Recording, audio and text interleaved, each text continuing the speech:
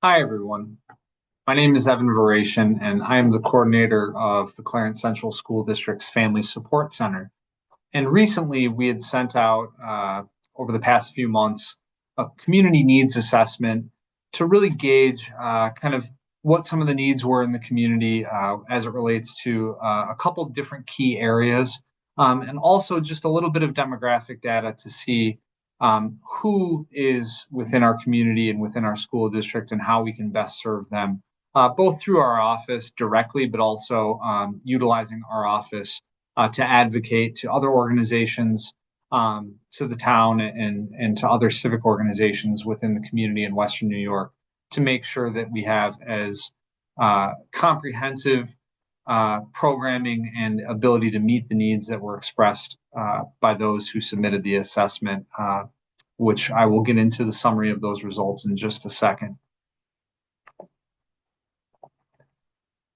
So over the past, like I said, few months, we've been sending out emails and putting on social media the ability uh, to submit responses for this assessment. And this is the third year that we've been putting out our community needs assessment. We started with our first one in 2023. We did one last year, and then this year we've been able to grow the amount of responses each year. So the purpose of this assessment really is to gather information and feedback that's going to help our office, the school district, and the different organizations that we partner with to better support and adapt to the needs of the community. We want to utilize the information that we have to also work on behalf of the community's needs through grant writing and through the different regional advocacy committees, including the SMART committee through Erie One BOCES that we are a part of. Uh, as we know, sometimes school districts as well as the town don't always have the ability to fund everything that they would maybe like to fund, or might be limited in what those funds can be used for. We've been fortunate enough over the past year to receive two separate community-based grants that have really provided a great deal of support within the community, both as it relates to providing no-cost direct mental health supports out of our office, as well as being able to provide some fun and enriching community events for our families and children within Clarence. We want to use the responses and the feedback from this assessment to determine and develop future programming directly out of our office. And it's also just an opportunity to remind us on different ways that we can collaborate with both school and community partners, so we can better address the needs that were expressed by those who completed the survey. I will want to say and kind of start by saying that there's some limitations to this survey. One of which just being that we only used a Google form, so we were not mailing out a hard copy, which does limit kind of the scope and reach that this assessment had.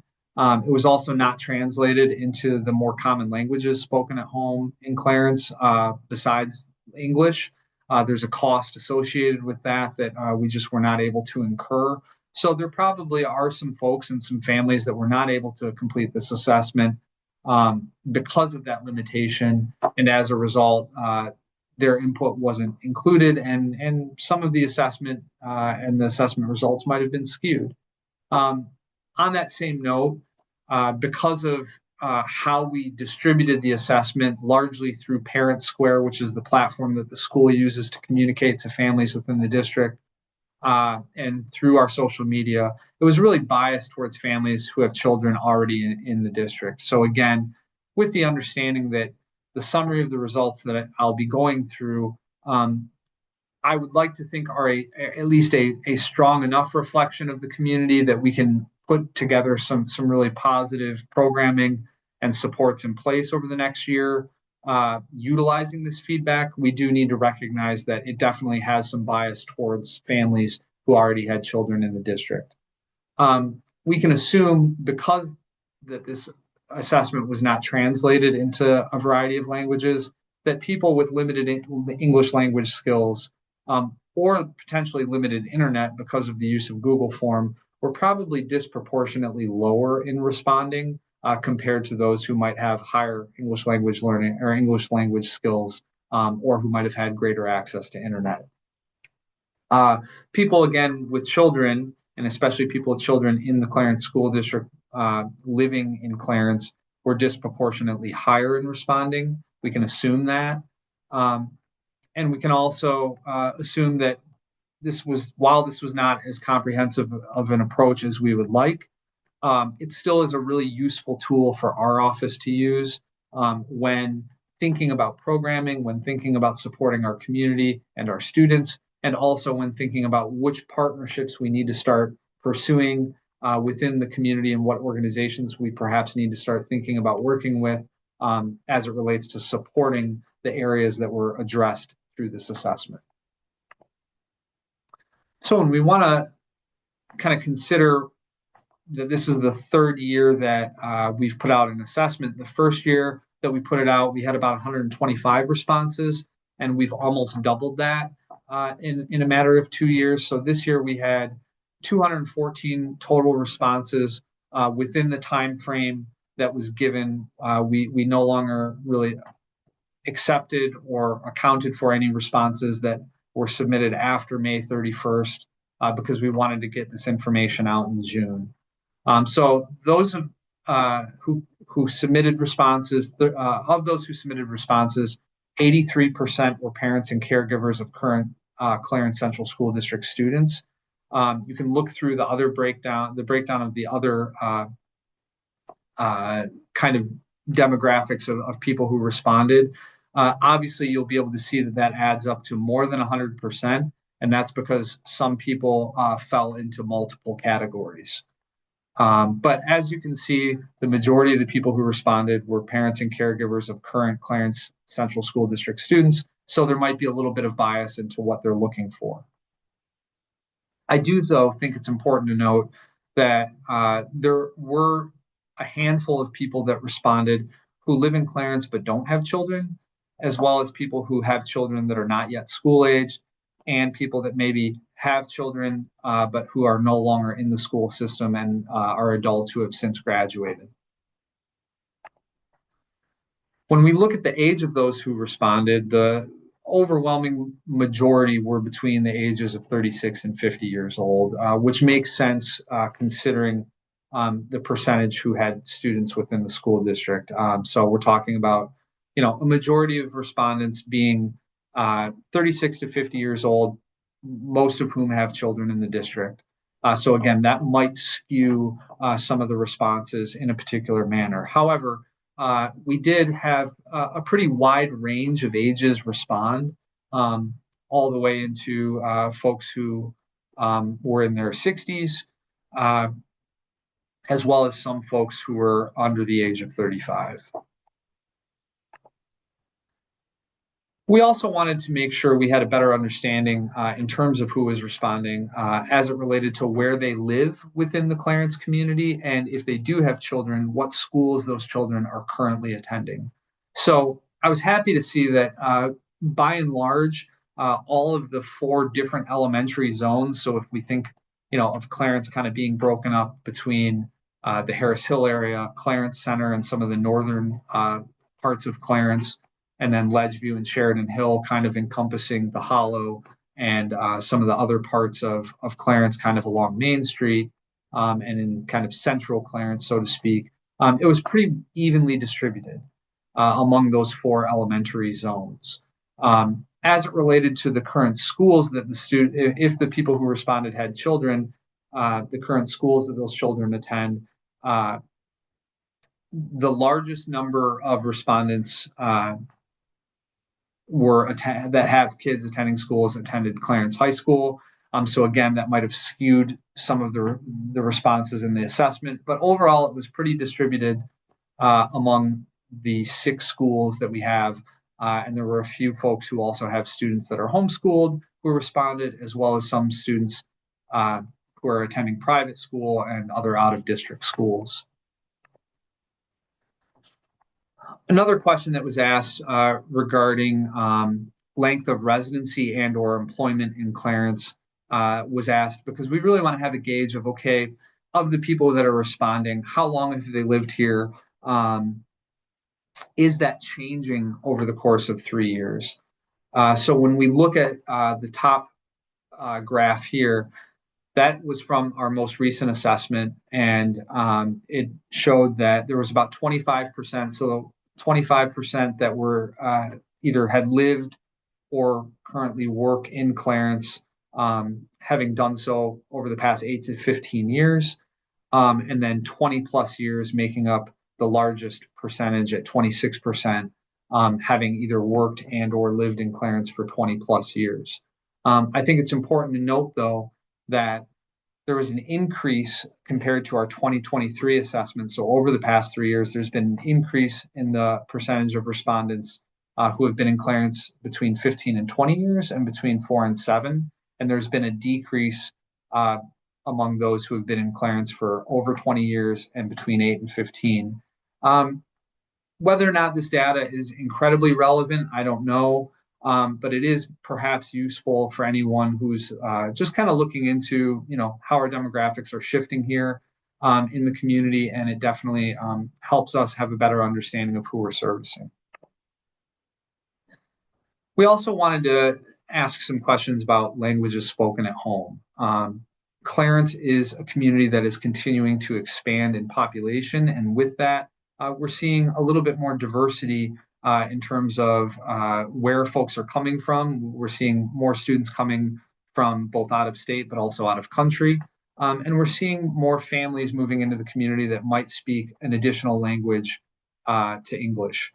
So of those who responded to the survey, there were 13 different languages that were reported spoken at home, which you can see there. We know that that's probably not entirely representative of our community at large, because the data that the school district has taken in their own surveying separately has shown that there's at least 40 different languages being spoken at home. So this does demonstrate that there's a gap in this particular assessment that we put out. However, I do think it's important to kind of note and see that 13 different languages, all of which are pretty wide ranging in terms of where they're coming from globally, is quite a few. And I think speaks to some of the diversity that is being established within our community. And it also speaks to, the fact that as a school district and as a community, we might need to think about how we're conveying information so people have better access to it. We did ask a question about work environment and kind of workplace setting as it related to in-person, hybrid, or remote, especially as we start thinking about the types of programs that we're putting on educationally for caregivers and parents and community members, as well as the types of enrichment programming that we're either directly out of our office or through the school district or through town entities like the Youth Bureau, who we partner with closely, just to see, are people having to commute long distances on a daily basis for work? And if so, that might impact their engagement, let's say during the week, or willingness to engage with certain programming during the week. If, let's say, they had an hour commute coming home from work and, need to get some things done in the evening with their family. So we asked this question primarily just to get a gauge of, okay, who's maybe more likely to be within the community or within a short distance of the schools for the majority of their week, and who maybe is more likely to be having a longer commute and perhaps as a result less likely to engage in some of the after school or work week programming that might be offered in the evenings, either through our office or the school.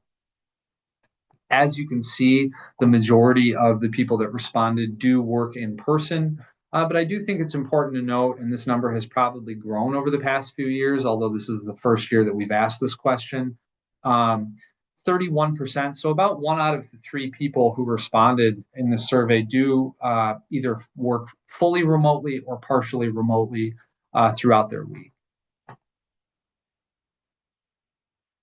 So the main reason we wanted to send out this assessment, though, was really to target 3 areas that came up as areas in the last assessment that folks had said were really priority areas for either the community, the school, or our office to start to focus on to improve.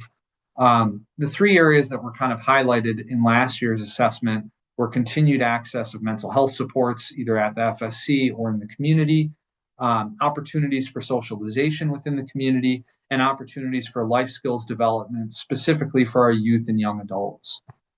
So the questions that we asked on this assessment to address these areas were: what would be the top three ways as it related to focus area 1 and focus area 2 that this could be best supported? And as it related to opportunities for life skills development, what would maybe be the top 5 areas that would be most beneficial for our youth and young adults to maybe engage with and develop some skills in?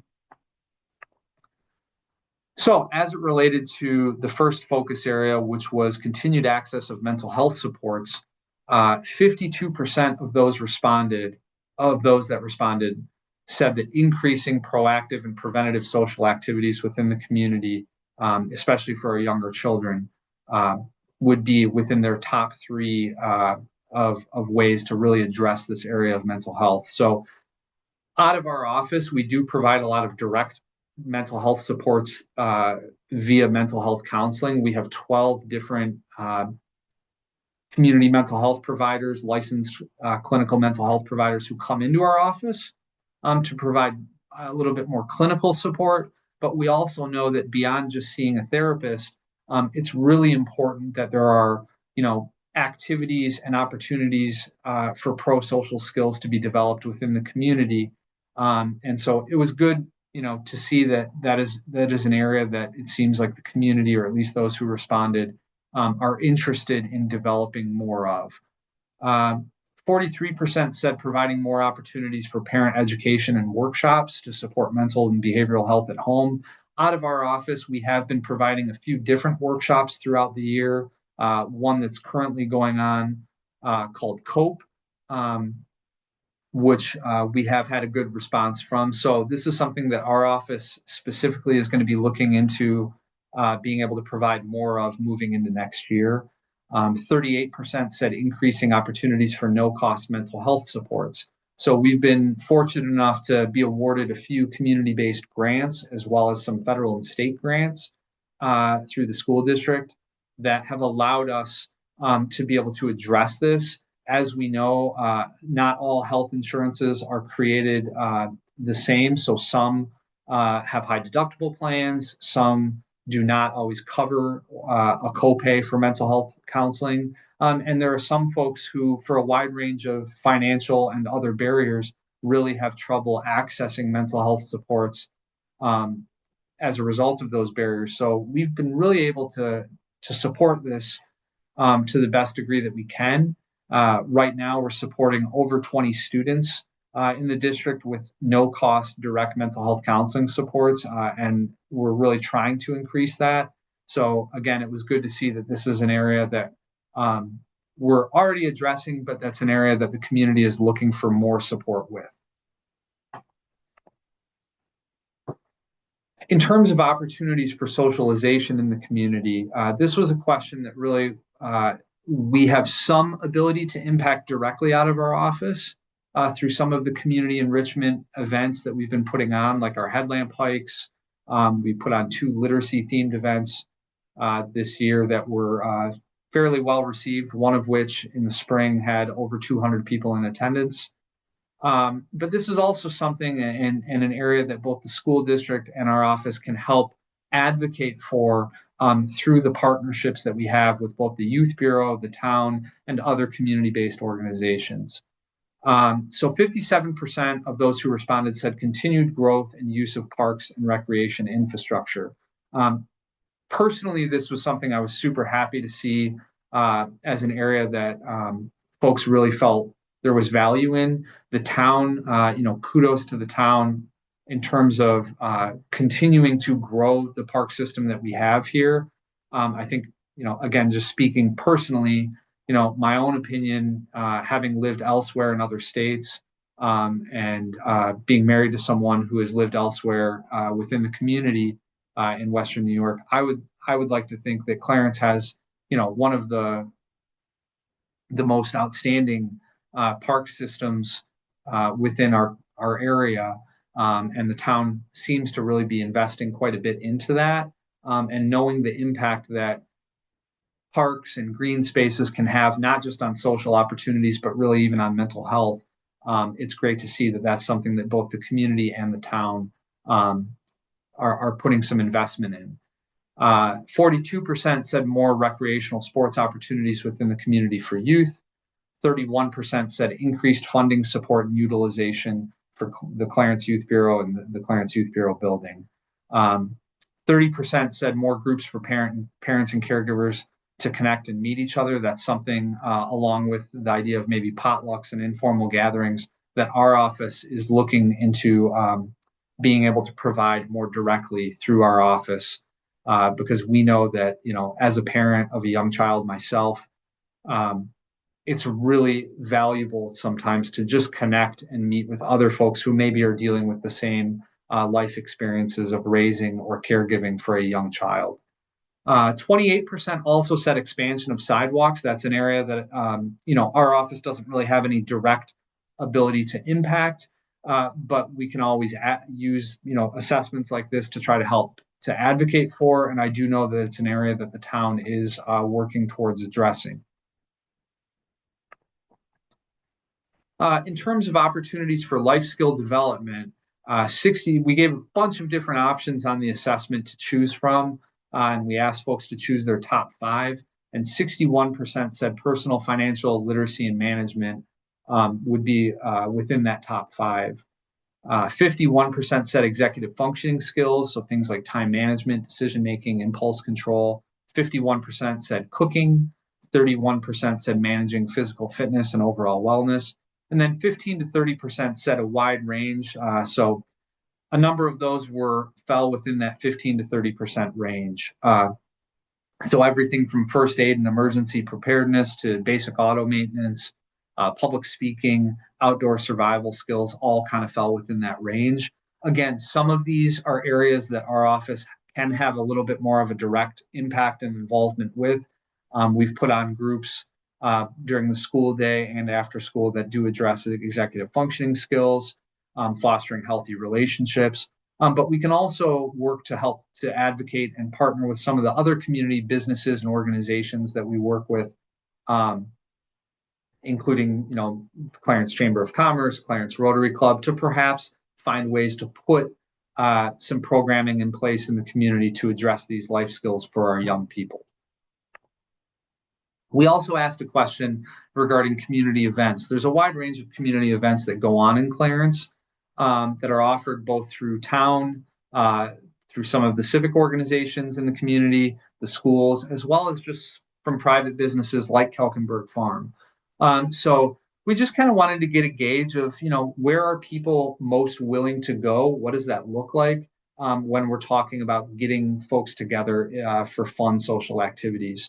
On the left-hand side, you can see kind of what the top 5 were. So 69% said that they had utilized Clarence Library offerings and events. 58% said holiday fairs, whether it's Labor Day, Memorial Day parades, etc. 50% said Clarence Hollow Farmers Market. 48% said Kelkenberg Farm, and 44% said fireworks in the park. Again, they were able to click as many as they had utilized for this assessment. So there was a wide range of others that did have a pretty high percentage of usage, but those were the top 5.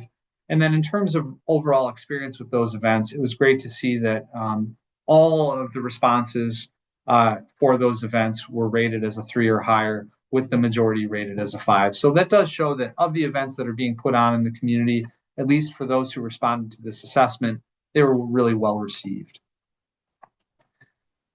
We did want to also get a gauge as it related to accessing community resources, and really just how comfortable are the people, at least the people that responded within the community, how comfortable are they having kind of those tough conversations with their family regarding mental health or their overall well-being?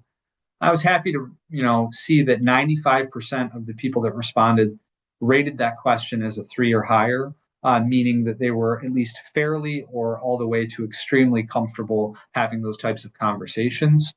In terms of accessing mental health support, About half felt like they were uh, generally able to know where to go to access mental health support, and 45% said somewhat, but they might benefit from some guidance. So what that really means is, close to 90% felt at least somewhat confident that they would be able to know where to go or help someone know where to go to access mental health.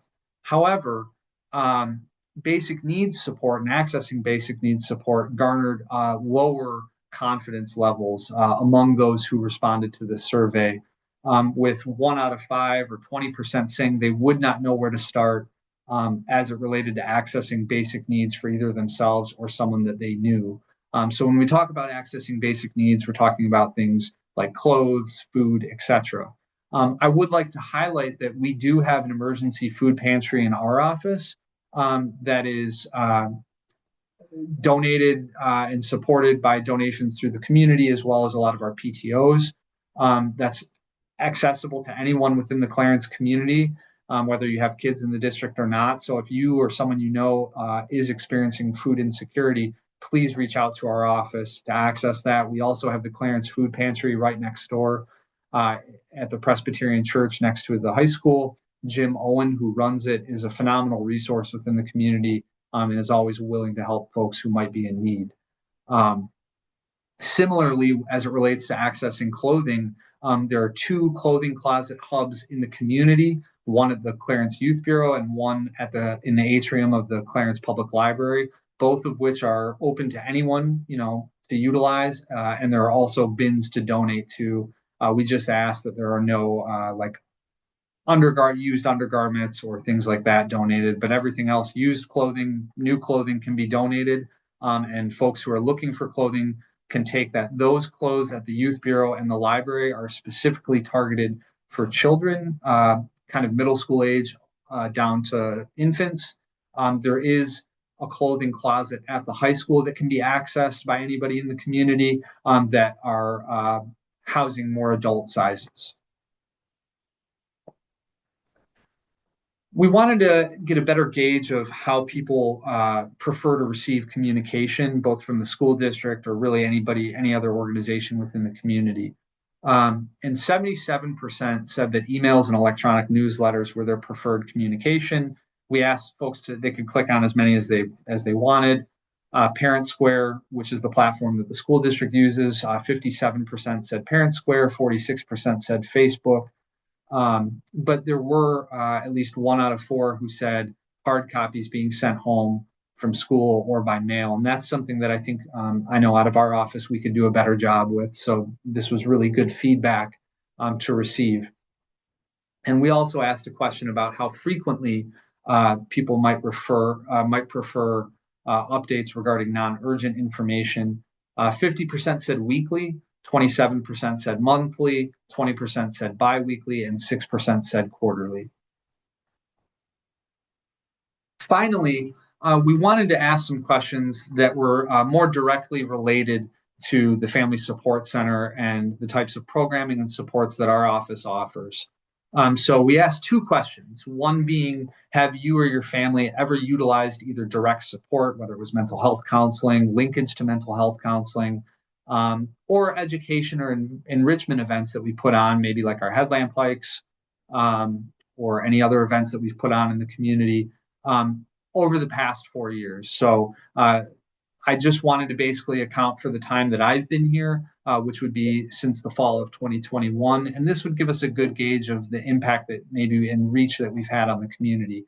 So of the folks who responded to this survey, 32%, almost 33%, said that yes, over the past 4 years, they have engaged with our office in some way, shape, or form. Which amounts to about 1 out of 3 people that responded to the survey, which I was happy to see. The second question was that asking, have you, your children, or your family ever utilized direct support or education enrichment events through the Family Support Center over the past school year, so since last July? And about a quarter, so a little under a quarter, 23% had said yes, they had. So again, that amounts to about 1 out of every 4 people that responded to the survey, which does show that despite the fact that we are a fairly small office with, a relatively narrow scope in terms of what we have influence on in terms of impact, 1 out of 4 people that responded to the survey said they had utilized our office in some way, which is a good indication that, we are growing, hopefully the scale and reach that our office can have within the community. And then finally, we wanted to ask, okay, for those who did say yes, they've received support from us either over the past 4 years or over the last year, what does that look like? So 31% who said that they have engaged with us in some way have done so through mental health counseling directly out of our office. And again, we have about 60 appointments a week that are happening out of our office. And this year, we have serviced about 130 students directly out of our office for mental health counseling supports. And that doesn't include all the folks who we've connected to perhaps supports that are occurring outside of our office within the community.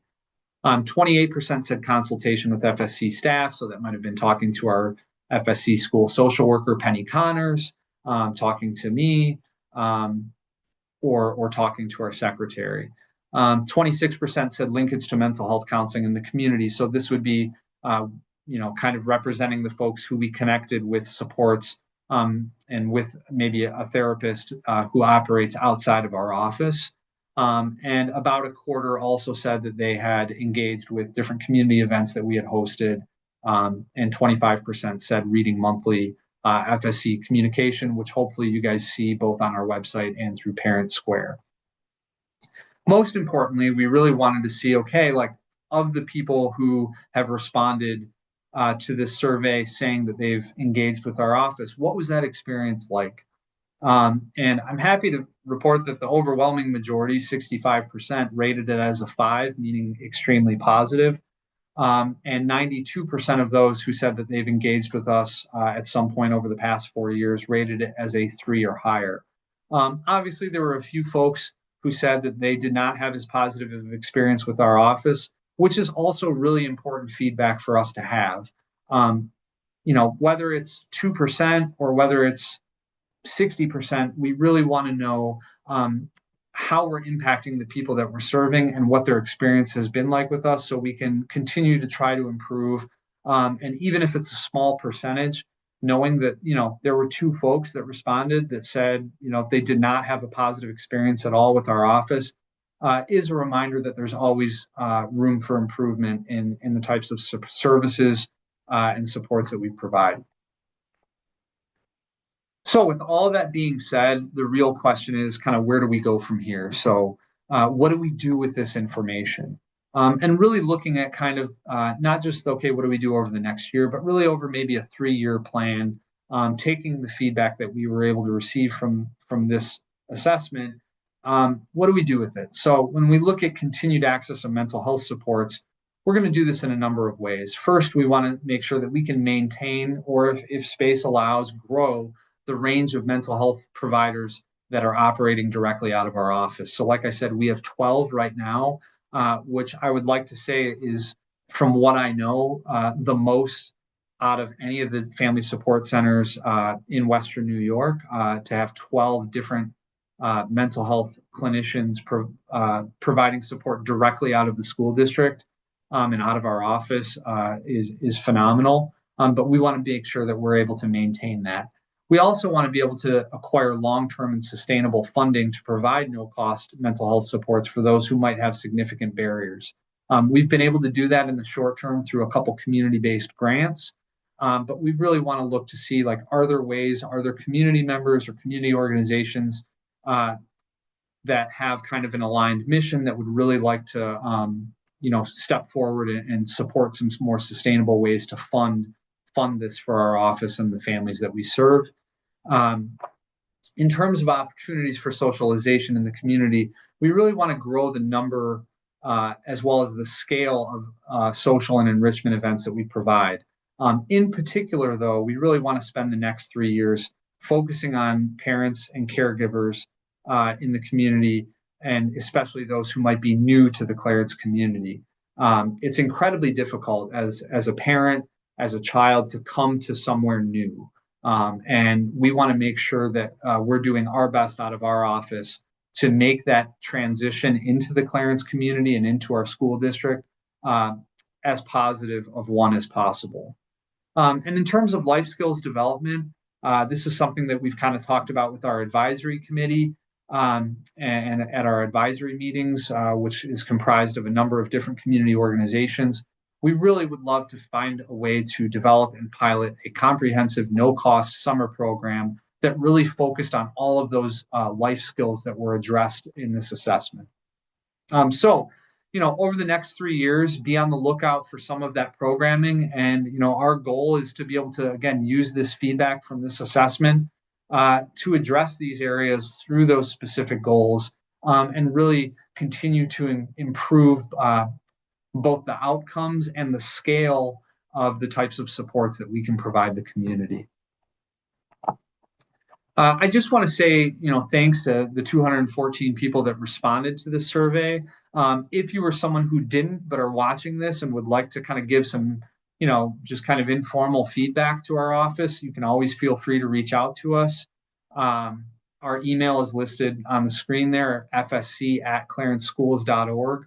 And I'm happy to always talk with anybody to see how, we can best serve our community, how we can maybe partner to do that. And in general, how we can just continue to improve the types of support that either our office, the school district, or the community at large can provide the children, our families, and community members here in Clarence. So if you watched this whole presentation, thank you. I know it was a lot of information, but I really wanted to make sure that we, because we did send out this survey and we did get a good number of responses, I wanted to make sure that we were able to summarize kind of the responses that were provided so people know kind of, where the needs in the community are and what people are thinking in terms of the supports that they're looking for here in Clarence and through our office. So I want to thank you all for taking the time, obviously, if you submitted a response, for doing that, but also just for taking the time to watch this and, feel free to utilize this information to do some advocacy of your own. And connect with your local,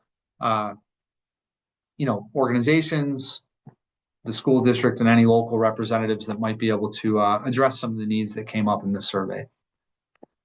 So thank you all. And again, if you want to reach out, I'm always willing to talk. Have a good day.